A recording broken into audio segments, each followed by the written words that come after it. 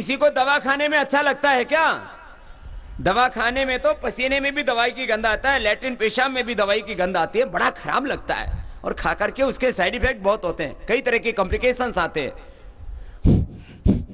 ये तो सीख लो सब, कपालभाति, अनुलोम विलोम, ये तो सब बहनों को करना है। पीरियड के दौरान कठिन आसन नहीं करने, पीरियड के दौरान आपको सूक्ष्म व्यायाम करना है। और पीरियड के दौरान आप कपालभाति प्राणायाम, जिनको पीरियड में पेन नहीं होता, पीरियड के दौरान किसी किसी बहनों को पेन बहुत होता है, वो कपालभाति छोड़ देना, बाकी भस्त्रिका, अनुलोम विलोम, भ्रामरी, उद्गीत, सूक्ष्म व्यायाम जरूर करना पीरियड के दौरान भी। ये सुन लो, सबके लिए बता दिया। बाह्य प्राणायाम और नहीं करना होता पीरियड के दौरान, शीर्षासन, सर्वांगासन, कोई भी कठिन आसन नहीं करने होते हैं, हल्के आसन, सूक्ष्म व्यायाम और प्राणायाम। प्राणायाम में जिनको पीरियड में के दौरान पेन नहीं होता, वो कपालभाति बहुत धीरे धीरे कर सकते हैं ऐसे, नहीं तो पेन होता हो तो अवॉइड भी कर सकती हैं कपालभाति और ये बाह्य प्राणायाम।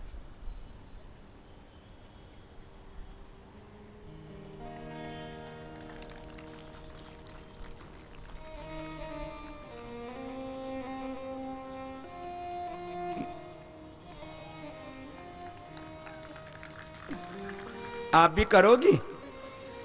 अरे बाबा जी, हमारा पेट मोटा हो गया।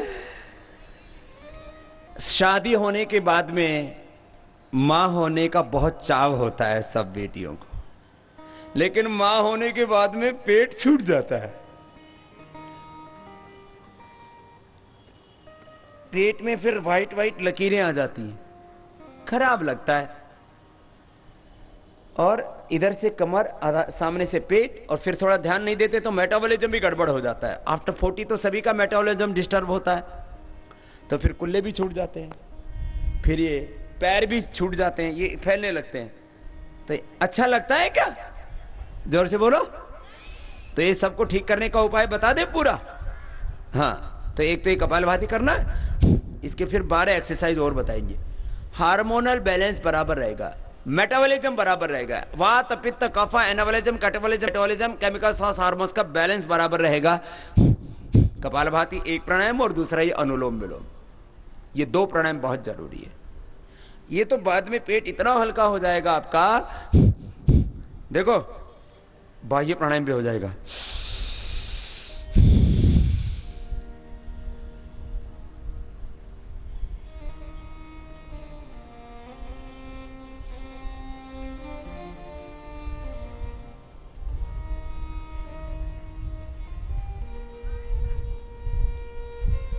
सांस को बाहर छोड़ के बाहर रोक दिया, पेट को अंदर खींच लिया, थोड़ी को कंठकोप में लगा दिया, नाभि वाले नीचे को खींच लिया, 3 बंद लग गए। बाह्य प्राणायाम थोड़ा कठिन है, अभ्यास के बाद तो ये हो जाता है। देखो इसका दूसरा विकल्प है अग्निसार।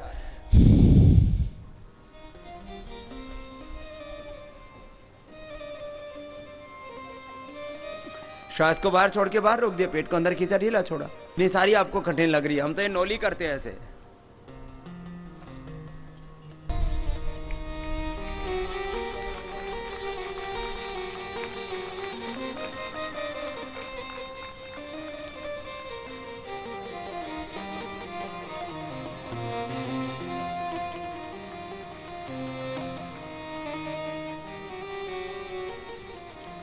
आप भी घुमाओगे?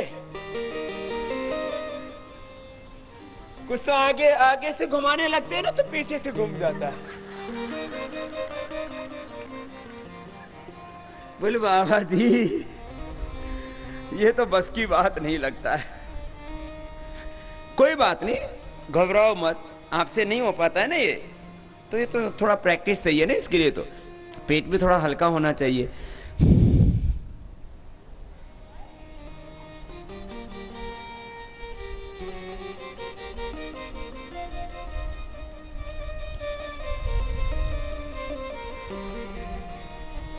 सुनो, ये कपालभाति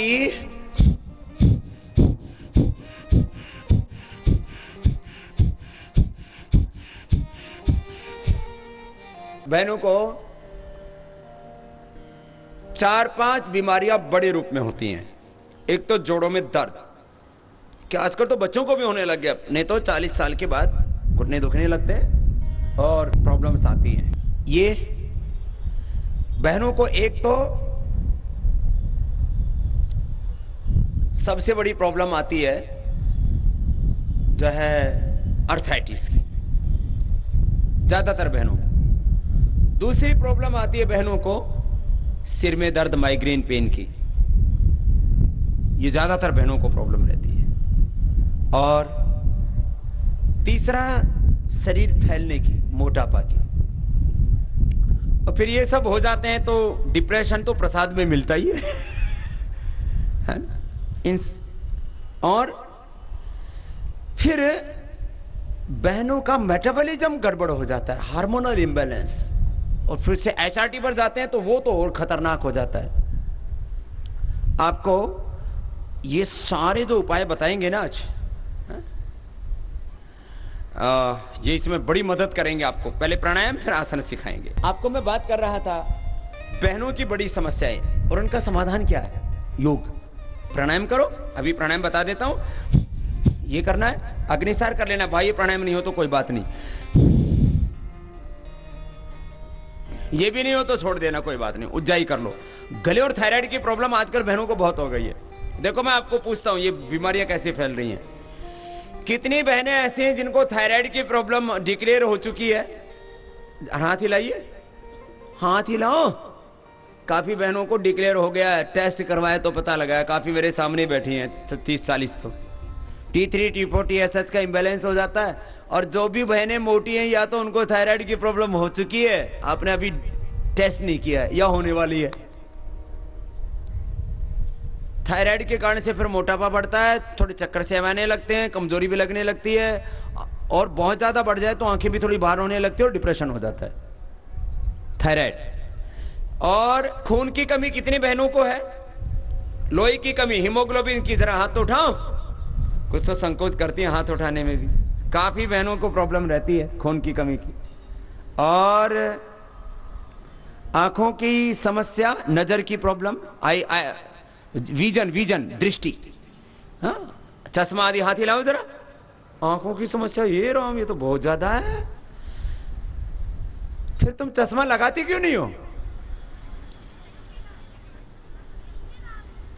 अच्छा, चश्मा नहीं लगा रखा तो भी नजर की प्रॉब्लम थोड़ी बहुत, कोई ना कोई आइज की प्रॉब्लम, आंखों में पानी आना, किसी को तो कैटरेक्ट, ग्लूकोमा, किसी को विजन माइनस का प्लस का चश्मा। आजकल तो वो दूसरे तरह के आ गए ना लेंस आ गए ना, उनको लगा लेते हैं फिर रख देते हैं, जिससे कि खराब ना लगे। चश्मा लगा के अच्छा नहीं लगता ना, शो खराब हो जाती है चेहरे की। तो प्राणायाम करने से चश्मा से भी दूर रहोगे आप। और ज्यादा प्रॉब्लम है तो दृष्टि आई ड्रॉप डाल लेना। दांतों की समस्या, हड्डियों की कमजोरी की समस्या। अच्छा, जोड़ों में, कहीं पर भी, घुटनों में, कमर में, जोड़ों में, शरीर में दर्द, पेन्स की प्रॉब्लम कितनी बहनों को है? हाथ हिलाइए जरा। आंखों की और पेन की प्रॉब्लम तो बहुत ज्यादा है, इसके ऊपर तो और ज्यादा ध्यान देना पड़ेगा। हाथ नीचे कर लीजिए। और दांतों की समस्या, ठंडा गर्म पानी लगने से लेकर के दांतों की कोई भी समस्या, मसोड़े फूलना, फिर मुंह से दुर्गंध आना, मसोड़ों की समस्या, दांतों की समस्या कितनों को है? ये भी काफी है, लेकिन सबसे ज्यादा समस्या आंखों की है। सबसे ज्यादा समस्या ये बहुत दिक्कत वाला काम है। चलो, एक और प्रॉब्लम है, माताओं बहनों के बाल झड़ने की समस्या कितनों को? एक बार थोड़ी देर हाथ उठा के रखो तो, ओहो, हाथ हिलाइए जरा। इतनों के बाल झड़ते रहते हैं, इसमें तो 99% ही हो गई। नीचे कर लो।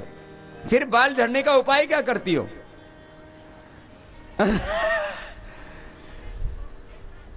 केशकांति, केशकांति तेल, केशकांति शैम्पू, ये 2 उपाय हैं बालों के। ये ज्यादातर बहनों को, और तरह तरह के शैम्पू ट्राई कर करके अपने बालों को प्रयोगशाला बना लेते हैं। आज ये लाई, आज डो का ले आई, कल क्लिनिक प्लस का लाई, फिर सनसिल्क का लेकर के आई, फिर हेड एंड शोल्डर का लेकर के आई, फिर वो तीसरा चौथा ब्रांड लेके आई।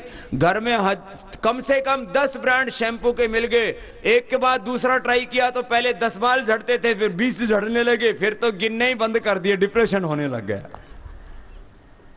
सुनो, अलग अलग शैम्पू ट्राई मत करो, एक केश कांति शैम्पू लगाओ जो सबसे सस्ता है। उसमें हाँ, उसमें आप अलग अलग चॉइस कर सकते हो, कोई किसी को प्रोटीन वाला अनुकूल पड़ता है, किसी को एलोवेरा वाला, किसी को कोकोनट वाला। बार बार अलग अलग तरह के शैम्पू ट्राई करने से भी बालों को अच्छा नहीं होता है। और तेल केश कांति लगाओ। क्यों?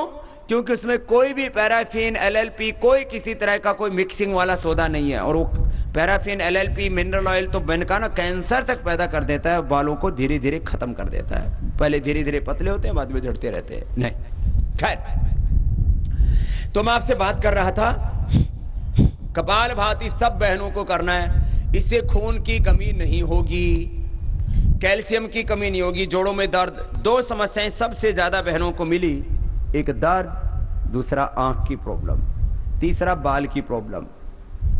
ये 3 प्रॉब्लम सबसे ज्यादा है। बाकी जो है मासिक धर्म की कोई ना कोई समस्या, तो ओवर ब्लीडिंग, अंडर ब्लीडिंग, ये तो सब चलता ही है। सुनो, ये कपालभाति ना, इससे न्यूट्रिशंस, माइक्रो न्यूट्रिशंस आपकी बॉडी को पूरे मिल जाते हैं। Liver, spleen, intestine, pancreas, uterus, ovary, prostate, ये सारा पूरा अंदर का सिस्टम ना एक प्राणायाम से अच्छा जाता है। सब बहनों को नियम से प्राणायाम फॉलो करना है। फिर इसके बहुत फायदे हैं दूसरे, इससे जोड़ों का दर्द भी दूर होता है, इससे स्किन भी अच्छी होती है, इससे हीमोग्लोबिन भी बढ़ता है, कैल्शियम की कमी भी नहीं होती है। यूट्रस, ओवरी का, यूट्रस के फाइब्रोस, ओवरी की सिस्ट, आधा घंटा करने से 1 महीने में, आधा घंटा सुबह शाम करने से 1 महीने में, एक बार किया तो 3 महीने में यूट्रस के फाइब्रोस, पॉलीसिस्टिक ओवरीज ठीक हो जाती हैं। इतना जबरदस्त फायदा है। अब उज्जाई गले और थायराइड के लिए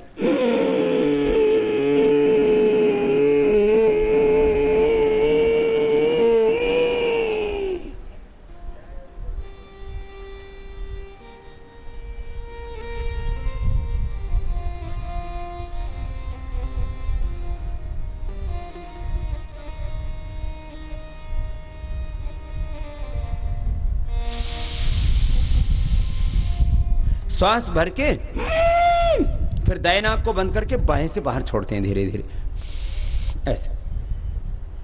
फिर ये 3 से 5 बार करना।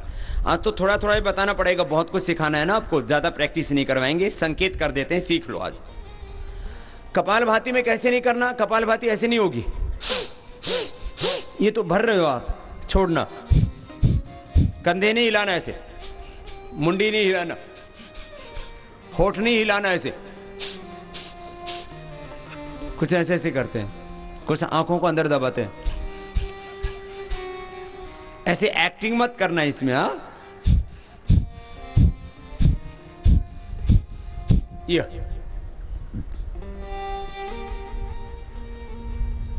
उज्जाई आपको बताया गले थायराइड के लिए, स्नोरिंग, स्लीप एपनिया के लिए, थ्रोट इन्फेक्शन के लिए। अब अनुलोम विलोम सुन लो बहनों, जिनके बाल झड़ते हो, वैसे तो आंवला एलोवेरा का जूस पी लो, आपके बाल, आपकी स्किन, आपका पेट, आपका मासिक धर्म, कोई समस्या ही नहीं, ना हड्डियां कमजोर होंगी। बहनों की बालों की समस्या, आंखों की समस्या, मासिक धर्म की समस्या और दर्द की समस्या, कपालभाति, अनुलोम विलोम दोनों का एक ये कॉम्बिनेशन है। कपालभाति पूरी बॉडी को स्ट्रेंथन करता है, अनुलोम विलोम पूरी नस नाड़ियों को, पूरे नर्वस सिस्टम को, ऑटोमेन सिस्टम को, हार्मोनल सिस्टम को ठीक रखता है। वैदिक जी 2 मिनट तो आप भी आशीर्वाद दो सबको, 2 मिनट दो। एक बार वैदिक जी के लिए जोरदार ताली बजाओ जरा। आज बहुत दिनों बाद स्वामी जी के ऐसे कार्यक्रम में मुझे आने का सौभाग्य प्राप्त हुआ और मैं गदगद हूं, मुग्ध हूं। कोई संस्कारों की बात इतने जमकर नहीं करता है। स्वामी जी ने 16 संस्कारों का, 5 यज्ञों का जो जिक्र किया है, आप लोग उसका पालन करें। भारत की माताएं अगर स्वामी जी की बात सुने तो मैं आपसे कहता हूं कि अगले 5 साल में ये भारत महाशक्ति बन जाएगा, विश्व शक्ति बन जाएगा। सिर्फ स्वामी जी जो बात कहते हैं उसको अपने जीवन में, अपने परिवार में लागू कीजिए। सरकारें अपना काम करती हैं, नेता लोग अपना काम करते हैं, लेकिन ऐसे पवित्र सन्यासी जो संदेश देते हैं वो देश के लिए और सारे विश्व के लिए है। स्वामी जी ने जो गजब किया है, इन्होंने योग के जरिए जो स्वास्थ्य हमारे देश का सुधारा है, सारी सरकारें लग जाएं, अरबों खरबों रुपया खर्च करें तो भी इतना कल्याण नहीं हो सकता है जितना स्वामी जी की कृपा से सारे देश का हो रहा है। और सारे देश का ही नहीं, दुनिया के करीब 200 देशों के करोड़ों लोग स्वामी जी को रोज देखते हैं। उनके टेलीविजन चैनल को मैंने खुद चीन के लोगों को देखते हुए सुना है, जापान के लोगों को देखते हुए सुना है, जो हिंदी नहीं समझते लेकिन वो स्वामी जी को देखते हैं, देखकर प्रेरणा लेते हैं। तो ये जो हमारे सन्यासी गण हैं, ये सारे संसार का भला करने के लिए भगवान ने उनको पृथ्वी पर भेजा है। आप सबसे मेरी प्रार्थना है कि आज स्वामी जी ने जो आपको निर्देश दिए हैं उनका अपने परिवार में पालन करें, अपने देश में पालन करें, सारे संसार का कल्याण होगा और यही स्वामी जी का लक्ष्य है। आप सबको मेरी हार्दिक बधाई। बहुत बहुत धन्यवाद। एक बार जोरदार तालियां वैदिक जी के लिए। एक बार सुरेश प्रभु जी का एक बार जोरदार तालियों से अभिनंदन है। हमारे बहुत ही सात्विक भाई हैं, बहुत ही पवित्र आत्मा। बैठो बैठो सुरेश प्रभु जी। ये सुरेश प्रभु जी को सारा महाराष्ट्र राष्ट्र जानता है, इतने हाईली क्वालिफाइड आदमी हैं और पूरे भारत के किसानों की समृद्धि के लिए कि जल की एक बूंद भी व्यर्थ न जाए समुद्र में। हमारा 80% पानी समुद्र में बेकार चला जाता है। नदियों के जोड़ने की सबसे पहली कोई योजना, कोई उसके बाद कोई दर्शन फिलॉसफी दी और उसमें वाजपेयी जी का भी बहुत बड़ा स्नेह प्रेम था। तो हमारे सुरेश प्रभु जी, अब सुप्रीम कोर्ट ने भी कहा नदियों को जोड़ना चाहिए तो इस देश में किसान आत्महत्या नहीं करेगा, उसके जीवन में समृद्धि आई। फिर अभी मोदी जी की सरकार बनने के बाद में सबसे महत्वपूर्ण मंत्रालय होता है जिसमें लाखों करोड़ों लोग की जिंदगी जुड़ी हुई होती है, वो रेल मंत्रालय। तो ये हमारे रेल मंत्री हैं और रेल मंत्री होने के साथ साथ इनमें इतनी सात्विकता, इतनी पवित्रता। राजनीति में लोग ज्यादातर लोगों की आलोचना ही करते रहते हैं, ये घोटाला वो घोटाला, कुछ ना कुछ कहीं ना किसी का मुंह काला कहीं ना कहीं हो जाता है। सुरेश प्रभु एक ऐसा व्यक्ति है जिसने 1 रुपए का जिंदगी में कभी कोई गलत काम नहीं किया। 100% निष्कलंक जीवन है इस व्यक्ति, 100%। और इस महामानव पर, मैं मानव नहीं कह रहा हूं, ऐसा महामानव माने ऐसे तमाम आकर्षणों के प्रलोभनों के बीच में एक बार भी जिसके मन में कभी कोई गलत विचार ही ना आता हो। और इनकी पत्नी में भी उतनी दिव्यता है, वो भी उमा। सच में तो उमा हमारे यहाँ जो है वो तो उस उपनिषद में ब्रह्म ज्ञान देने वाली कहा उसको, वो भी उतनी पवित्रता वाली बहन। तो मैंने आज कहा कि आप जरूर आइए। तो एक बार सुरेश प्रभु जी का सबकी ओर से बहुत बहुत अभिनंदन। ये भारतीय रेल को भी बहुत ऊंचाई तक लेकर के जा रहे हैं और उसमें पूरी प्रामाणिकता पारदर्शिता के साथ काम कर रहे हैं और आगे बहुत आगे जाएगी रेल भी। और जो बुलेट ट्रेन का सपना था उसमें थोड़ा समय जरूर लगेगा, लेकिन बुलेट ट्रेन भी आप बहुत जल्दी भारत में चलते हुए देखोगे। वो मुंबई तक आ रही है ना, मुंबई से अहमदाबाद।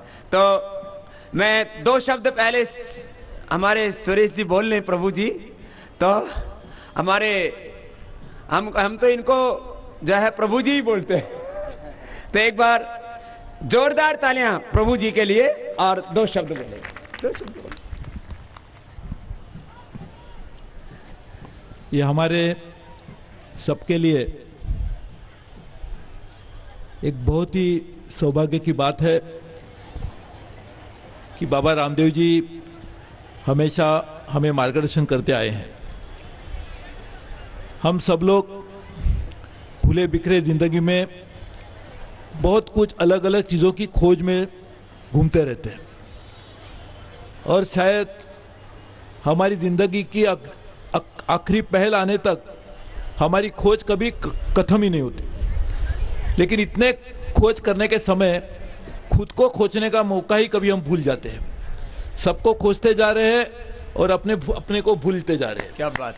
और इसमें ही हमारी जिंदगी का आखिरी पल आने के बाद कुछ लोगों को इस बात का एहसास होता है कुछ करना चाहिए लेकिन ताकत नहीं रहती, और इसीलिए करने के लिए शरीर भी सुदृढ़ चाहिए, उस समय हमारी बुद्धि भी ठीक होनी चाहिए, मन की ताकत को जानने की पहचानने की भी हमें इस तरह के ज्ञान मिलना चाहिए।